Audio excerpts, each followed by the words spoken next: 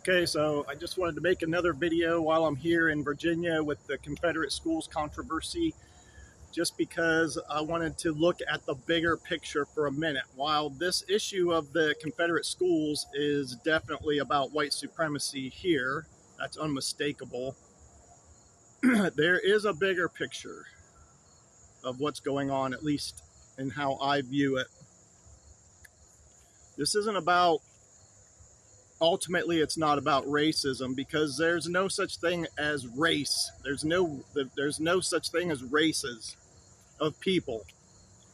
There's only the genetic, evolutionary, environmentally programmed tint to someone's skin based on where the mass of the population of those people live on Earth. If you're near the equator, you're darker skinned to reflect the sunlight.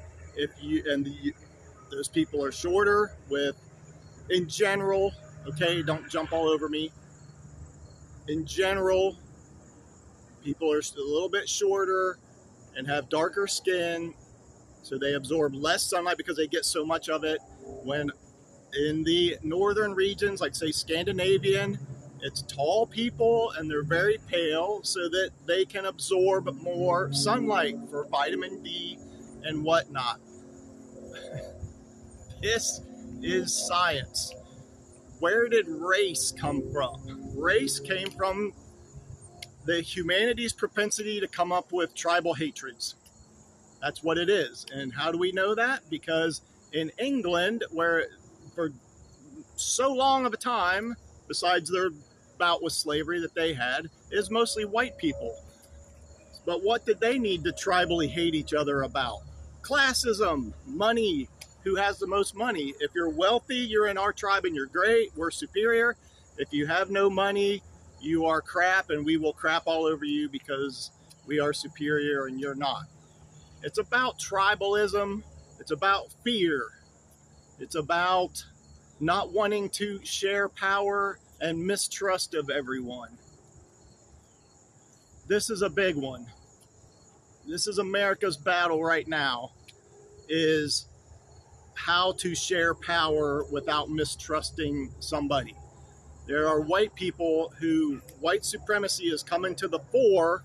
It's like their, back hair is coming up like, oh my God, because as more brown-skinned people gain power, they're like, we're getting less power, or they're getting more power. Oh my God, we need to keep in control. This is the postmodern situation of the world right now.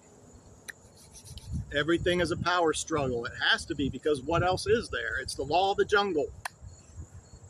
This is nature. This is survival of the fittest. All right, so the thing is, I hate to say this, but it is freaking true that racism makes sense if all life is a power struggle. If we need to protect ourselves with tribalism because we can't trust other people, and generally we can't. It's hard to have somebody else have power over you. They can do what they want. It's rough. So, as people used to say in a warehouse I worked at when I was a kid, you need to kick some ass before you get your ass kicked. That is actually the basis of living. Except, there's this thing called God in the Bible. Insert God in the Bible. In the book of Romans, there were Jews and Gentiles, and they were in a power struggle. They were locked in a power struggle. Conflict was happening.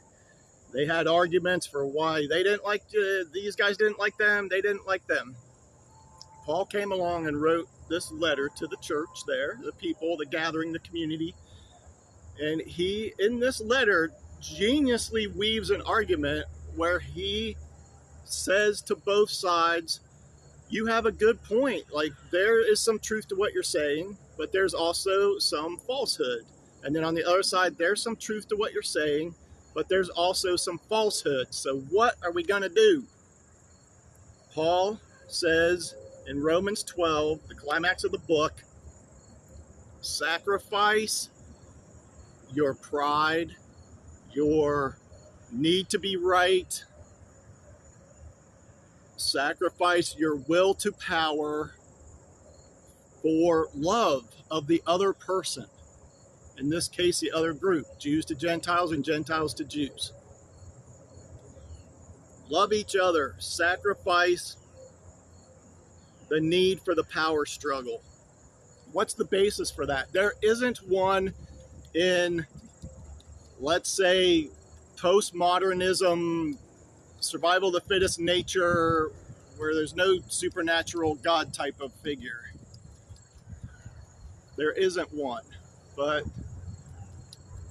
in Christianity, you have this figure of Jesus that people say was God, who had all the power, supposedly, and he gave it up.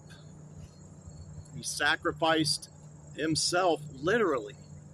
He didn't just sacrifice his ideologies, like Paul's asking these people to do in Romans, and their ideological pride of their identity, where he told them, look, we're all humans, okay? Jesus threw caution to the wind and said, the powers that be that are over me, I'm going to let them crush me. And they did. And yet, in that act, if he just crushed him and he was dead, then there's nothing, we have no conversation. Paul said the entire thing hinges on whether or not he rose from the dead, whether God brought him back from the dead in a triumph over death and a triumph over the power struggle that he was in. And ultimately, this idea, this guy conquered the Roman Empire through this one act of giving up his power. Through history, gained all the power. Now, on a human, in the hands of humans, as we know, for Christendom, the church, huge problems resulted, but that wasn't Jesus's fault. Christianity came to dominate in Rome because people gave up their power.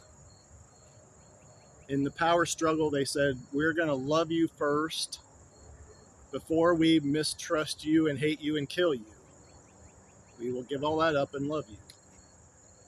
That's how they conquered the Roman Empire. And then what Constantine and people did with it since then, huge problems, we know. But it's not Jesus or the Bible's fault. Okay, that's all I wanted to say on that. I hope it was informative. Thanks for bearing with me.